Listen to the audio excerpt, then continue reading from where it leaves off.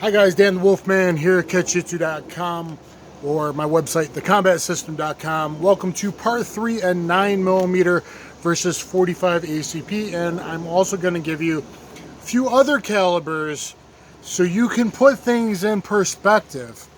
Alright, so episode number 1 was really about FMJ and HSTs, how awesome HSTs are. In part 2, and tissue crush, guys, we're talking tissue crush. You need to go back and watch part 1 and why it's total BS. All calibers are not the same. It's completely BS. That hearsay that gets repeated. No one's done the science. A bigger, wider hole, which can get great with a good hollow point. The best hollow points like 45 HST or a Golden Sable or a Winchester from a proper barrel length. We talk about that in part 2. That is a huge hole that doesn't seal up really fast. You're going to get a lot more blood leak. Not only from the actual tissue crush data I've given, but a smaller 355 expanding to 0.52 diameter hole. That really seals up a lot easier than a bigger hole. It just does in real world. But even outside of that, I've explained how an HST can be 211% times what a 9mm HST is. I've explained that FMJ ball 45 is 62.5% times 162% times what 9mm ball is. But I found more data. Part 2, we talked about split times. I was finishing up what I was saying, guys. I already did a 9mm versus 45 split times test on 2 different targets with 2 of the latest 9mm and 2 of the latest 45s, which would really show the discrepancy of how much more supposed recoil a 45 has. And it does have actual more recoil, but it's not that much more than an experienced shooter. Can't overcome that. Look at part 2, guys. We get into capacity, we get into barrel length, we get into ammunition choices based on barrel length. That's all really important. I found more real data. We've talked about how clear gel testers on YouTube, especially without heavy clothing, is definitely not the same as real gel. And what I found was Hornady, we'll do that today, probably run out of time, probably have to do a part 4 on Dr. Gary Roberts, Dr. Gokar, one of the best, if not the best in the world at this stuff. I got his data as well. Just so people say, well, you only got one data point from Federal Vista, the real gel data. Well, I got Hornady too, okay? So let's go over Hornady 9mm versus 45. And guys, let's put things in perspective. 45 versus some smaller calibers. 45 FMJ, again, does 2.89 cubic inches of tissue crush. 45 ball does 2.89 inches of cubic crush, and it is true, 2 holes leak faster than 1 if it actually exits the body, and that's going to depend on the angles. Does it in real world all the time? No. Do I know that a 45 through the brain pan exits, but with just a little bit of velocity to put dent in wood? Yes, I know that. On the other side at a range. So, you know, if it's enough to actually bloop out, 2 holes leak faster than 1, as the Russians say, with their Tokarev wrong. Anyway, to give you something to compare it to, 3-inch 9mm 115 grain critical duty from Hornady's website. Critical duty is a failure. So we're talking about ammunition choices. Critical duty is a failure because it's under 12 inches of penetration. Off Hornady's site, 4-layer gel, real gel. That's only 2.672 tissue crush. So I was explaining before how 45 ball, the FUD lure, can be just as good, if not better, than 9mm hollow points. A lot of people carry critical defense. That's a fail, doesn't reach penetration depth, 2.672 compared to FMJ 45 ball, 2.89 tissue crush. Something to keep in mind. Remember, 230 grain plus P HST out of a 5-inch barrel. Federal's website, 8.08 cubic inches. That's huge compared to these 2 numbers, right? 8, that's like 3.5, 4 times more. That's 3.02 times more tissue crush than the 3-inch critical defense. It's also 39% more energy, more muzzle energy. That's a lot more, as Paul Harrell would say. That's enough to matter, as Paul Harrell would say. Let's compare that to 22. Oh, a 22 will get her done. Yeah. Kill, possibly. Kill is not what you're going for in defensive gun use. You're going for stopping the deadly threat from stopping to kill you or others as quickly as possible. Tissue crush, blood loss, diastolic pressure loss, drop. Outside of CNS, that's what you need, is diastolic pressure loss, BP loss. All right, 2-inch 22, this according to Lucky Gunner. Again, clear gel. It's not really as good in real gel. Clear gel, the only one that actually penetrated pretty good and expanded Winchester varmint round. 2 out of the 5 failed to even get 12 inches in clear gel, which isn't real gel. That's only 0.623 tissue crush, 0.623 tissue crush. That means it would take 13 rounds of that 22 to equal the 145 HST. 13 rounds of 22 to equal tissue crush, that 45 HST. This is science. This is real. Now, if I shot every organ on the planet, yeah, but we're talking in time. In a gun battle, you're talking about in condensed time frames. You want them to stop as quickly as possible. Okay? And there it is, folks. In a 32 Fiocchi, which I would carry the Fiocchi FMJ, that's 16.8 inches of penetration, according to Lucky Gunner. Again, clear ballistics. 0.31 diameter. You half that. And that means that it's 1.268 tissue crush.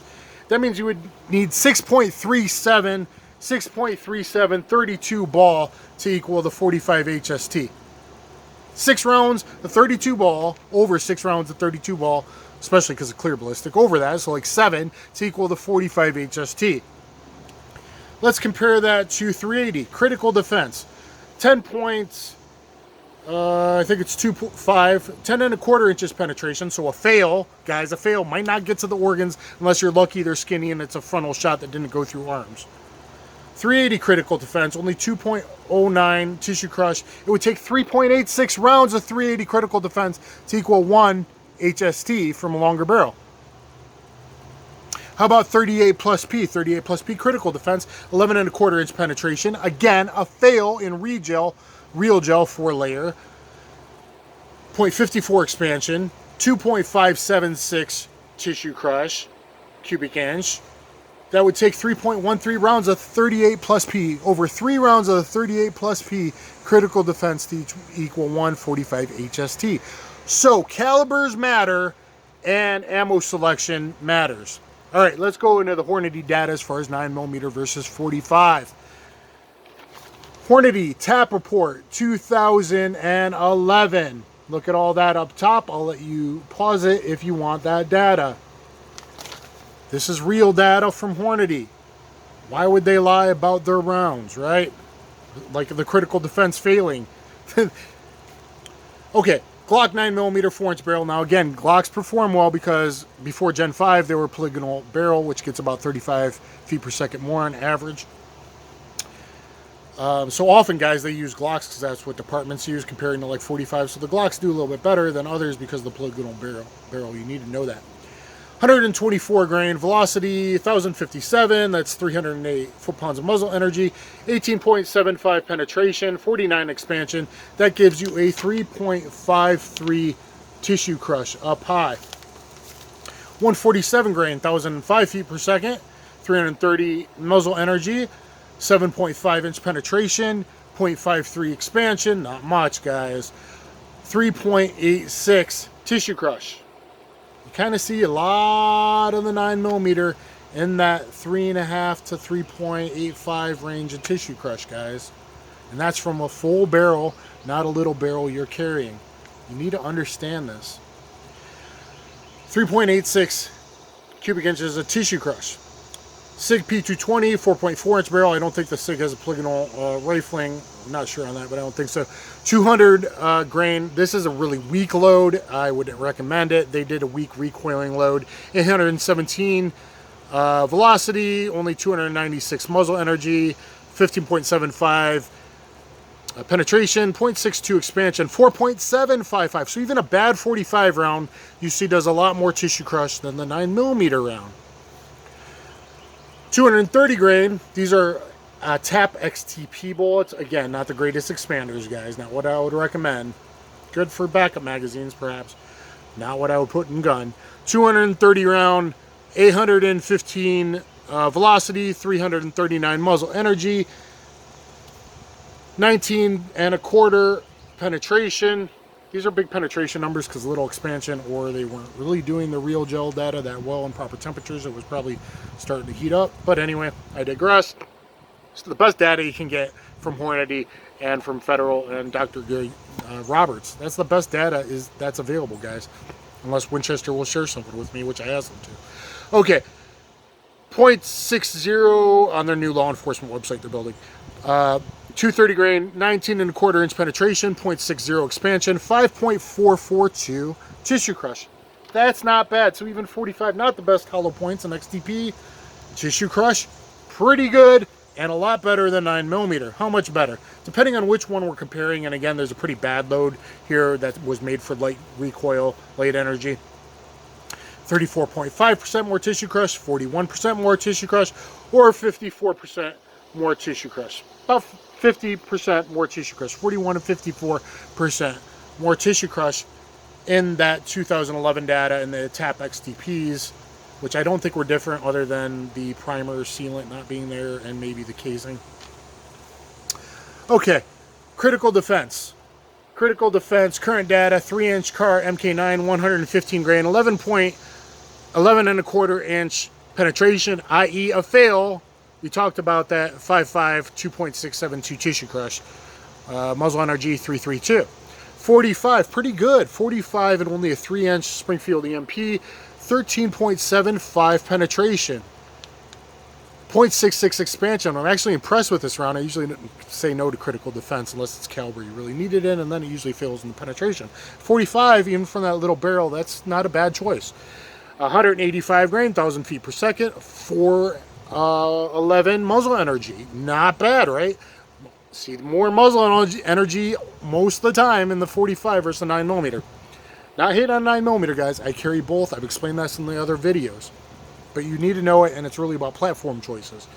Okay, 4.704 tissue crush. That's not bad from a small barrel. Again, compared to the 230 XTP tap, 5.442 tissue crush, so even more. But, you know, we got to look at what expands in small barrels. Really, the best choice is HST. We talked about that. Under 3.5 inches in 9 millimeter or 45, not that much, really performs well. So that might be an option.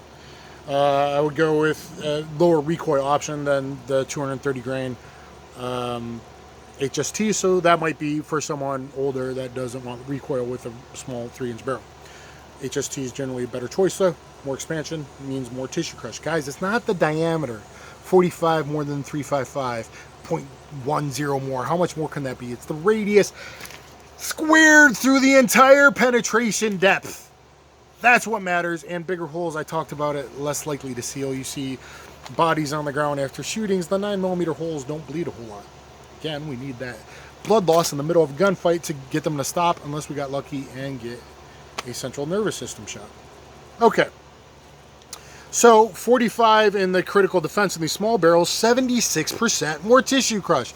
That's a lot more. So 176%, 176 times, right?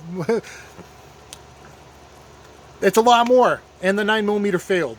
And that's 24% more muzzle energy in the 45. So we're seeing more penetration, more expansion, way more tissue crush, and more muzzle energy, right? All right. Let's go to critical duty now. Generally critical duty better than defense, guys. And longer barrels or shorter barrels, but actually a lot of the critical defense fails. You need to know that. You can look it up. All right. From HornadyLE.com, critical duty, 9mm 135 plus P. Not been a fan from it. The numbers look like it's good, but when you look at how it zips through and stuff like XTP zip through with probably a small hole that doesn't bleed a lot, it's not impressive in any testing. Again, good for backup mags, perhaps. 9mm 135 plus P. The 124 doesn't perform nearly as good as the 135, so I picked the 135 plus P. It's more common anyway. 15 inches of penetration, only 0.55 expansion. That's not a lot. 4-layer tissue crush, 3.563 tissue crush. It's 1,110 feet per second, which is pretty good. A lot of testers, guys, it's often a lot less than that. So I don't know about their quality control either on the 9mm. A lot of testers often show a lot less velocity, which is going to be probably a little less penetration and a good amount of less expansion. So less tissue crush, less effectiveness, etc. Muzzle energy 405. That's not bad though. It's not bad muzzle energy. Like I said, the velocity is usually less in real testing. Okay, 357 Magnum. I added that, guys, because it is a backup round for me when I occasionally will carry in the daytime, not nighttime, when I occasionally will carry some 7-shot 357 Magnums. Okay, 14.4 penetration, 0.57 expansion, 3.674 tissue crush, so a little bit more tissue crush, a little bit more expansion, 12,075 feet per second, 485 muzzle energy from the 357 Magnum. So, you know, pretty good penetration without over penetration, decent round, and not that heavy recoiling. I like 3-inch in a 357 Magnum a lot better than 2-inch, but not a bad choice, probably not the best choice. There's a couple better, but not a bad choice in little snubby 357s as well, and not that heavy recoiling really. And 45 220 grain plus P, 14.5 inch penetration, 0.69 expansion. Good penetration, good expansion, great energy, 5-inch, 975 feet per second, muzzle energy 459, 5.422, which is almost exactly as the 230 grain XTP. Yeah. So anyway, that's a pretty good choice. That is one of my backup mag choices I talked about in part 2. And we'll have to do Dr. Gary Roberts on another day. Anyway, guys, 45 critical duty, 52% more tissue crush than 9mm. Critical defense, the 70, what was it? Critical defense, 76% more than the 9mm critical defense. So critical duty, 52% more. Critical defense, 76% more. XTP is 41 or 51% more. So the Hornady rounds really aren't as good as the HST in my opinion. We don't see as much of a difference, but we still see it's about 150%, 152%, 173%, 73% more effective, 52% more effective compared to 9mm. And we saw in the earlier in part 1 in the HSTs 211%, over 2 times more. That's a lot more. 1.5 times more. That's a lot more. 1 3/4, 173 more. That's a lot more. 45 9mm is just as good as 45. No, it is not. And we've talked about split times in part 2, better shooters, whatever. So what does that mean? That means that it's bigger already. Even if it hits bone, it's not going to fail as badly, in my opinion, as the 9mm hollow points at certain angles in the bone. It's not going to deflect as much because of momentum. Science matters, people. It's not going to deflect as much. And the tissue crush is going to be a lot more. And tissue crush matters. So, if someone chooses to carry a 45, you know what's up. If the old-timers say 45 ball, just good as cheaper or not the best selection in 9mm hollow points, we've seen they're really very similar, right? And the 45 ball is not going to fail as much as hollow points will occasionally fail, the cheaper hollow points. And even the better ones when they hit bone. And I don't like 147 overall. There's 147 plus P, HST, Gary Roberts. We'll get into that in part 3, guys. But, so what this means to me, guys, is should special teams, I talked about in part 2, look at 45 versus 9mm. Yes, special teams should look at 45 versus 9mm. Should even bigger departments or smaller departments that can kind of do what they want and have better shooters and better training, or they have a bigger budget where they don't have to worry about the financial factors of 45 versus 9mm. 45 steel case functions great in most 45 pistols, right? So you could probably get away with that in training. The tissue crushes so much matter in a lot of law enforcement scenarios where you have to shoot someone 6, 7, 8, 9 times. Might we see them fall faster with 3, 4, 5 shots of 45? Yes. Yes, we will. Why? Because it may explode organs more because of momentum and the bigger diameter, expanded diameter as it hits a heart, as it hits a lung, more sucking, more of that, even if it nicks the spine. But just tissue crush alone, if they're in not vital areas, they're going to drop faster from the diastolic pressure loss. And from a public relations standpoint, that could help out a lot of departments. From a not getting shot back standpoint, that could help a lot of cops. From a not wounding civilians and mass shooters, that could potentially help out. Now, can sucky shooters shoot it as well? No, not really, but especially one-handed, which I have to do a lot of times around cars and mics, so there is a debate, but it's something to look at. Especially if I had a big department, I'd be going, hey, Glock 41s, if we could find holsters that work, proper holsters that work for the 41, I'm not sure about it. Glock 41 MOS, I would put 1/3 of the department, the top part and the lower part, on red dots and see how that affects in real shootings and give them more on site to be able to deal with precision shootings when, you know, we got UPS truck drivers that need to be shot, more precise shots, long range shots. I would do Glock 41 MOS and Glock 30S for, I would make them have to buy a Glock 30S for off-duty and carry that off-duty, the only approved off-duty weapon, with our ammo, with our mags that we already provide. There's cross-compatibility there. And for the shirts, Glock 30S, lightweight carry, still very effective. Look at LAPD, SIS, as I mentioned in part 2, guys. There's going to be a part 4 if you stick with it on Dr. Gary Roberts, just in case people want even more data showing that 45s more effective than 9mm. Guys, I'm DanTheWolfman. Please thumbs up, share, subscribe. Check out my playlist. Done some great firearms review lately, like on the Alpha and 22s and other stuff. I'll catch you on the flip side.